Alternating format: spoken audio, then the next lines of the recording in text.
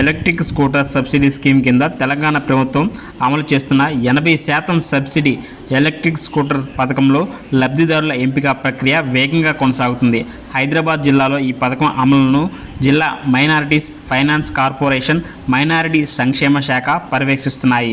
అన్ని దరఖాస్తులను ప్రభుత్వ నిబంధనల ప్రకారం పారదర్శకంగా పరిశీలించాలని జిల్లా కలెక్టర్ డాక్టర్ ప్రియాంక అధికారులకు ఆదేశించారు.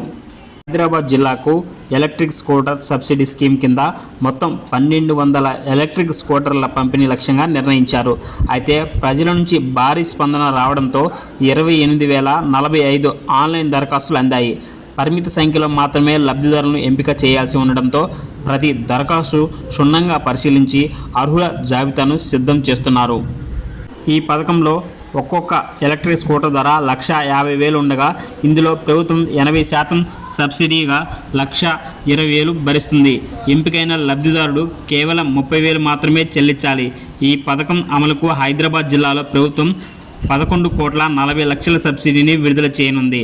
పేద, మైనారిటీ మహిళలు, యువత స్వయం ఉపాధి అవకాశాలు పొందేలా ఎలక్ట్రిక్ స్కూటర్ సబ్సిడీ స్కీము అమలు చేస్తున్నట్లు అధికారులు తెలిపారు. మండల స్థాయి కమిటీలు ఇప్పటికే దరఖాస్తుల పరిశీలన ప్రారంభించాయి. తహసీల్దార్, జిహెచ్ఎంసీ ప్రతినిధులు, మైనారిటీ సంక్షేమ శాఖ అధికారులు కలిసి అర్హుల షార్ట్ లిస్ట్ చేస్తారు. అనంతరం జిల్లా స్థాయి కమిటీ తుది ఆమోదం ఇస్తుంది. అలాగే దరఖాస్తులు, డ్రైవింగ్ లైసెన్స్ వివరాలను ఆర్టీఏ అధికారులు ధృవీకరిస్తారు. అన్ని పరిశీలనలు పూర్తయిన తర్వాత ఆగస్టు 20 లోపు ఎలక్ట్రిక్ స్కూటర్ సబ్సిడీ స్కీమ్ కింద లబ్ధిదారుల తుది జాబితాను విడుదల చేయనున్నారు.